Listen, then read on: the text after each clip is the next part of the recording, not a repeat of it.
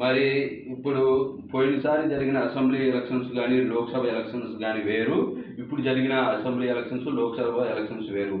ఇంతకుముందు అభ్యర్థులకి 25,000 నుంచి 30,000 మెజార్టీ వచ్చింది. కానీ ఈసారి పరిస్థితులు అలా ఎక్కడా కూడా లేవు.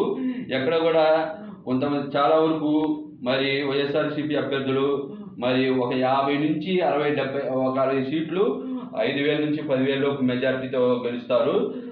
మరి ఒక 40 నుంచి 50 వరకు ఒక 10,000 నుంచి 15,000 మెజార్టీతో గెలుస్తారు. మరి స్వీప్ కడప ఒక డిస్ట్రిక్ట్ స్వీప్ చేస్తుంది.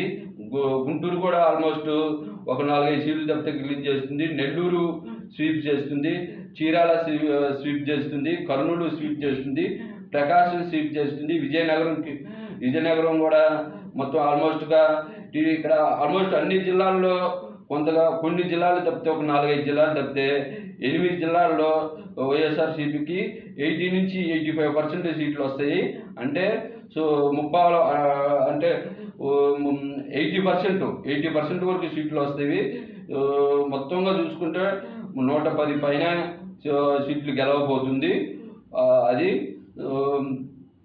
ఎక్కడెక్కడ మెజార్టీ ఎక్కువ వైఎస్ఆర్సీపీ అభ్యర్థులకు వచ్చే జిల్లాలు ఏమని అంటే ఏ జిల్లాలు అనేది నేను లిస్ట్ అవుట్ చేస్తున్నాను. ఇక్కడ కడప ఒకటి వస్తుంది, విజయనగరం వస్తుంది, మరి నెల్లూరు, కర్నూలు, ప్రకాశం, విజయనగరం ఇటు ఈ జిల్లాల్లో ఒక 6-7 జిల్లాల్లో మెజార్టీలు వస్తాయి.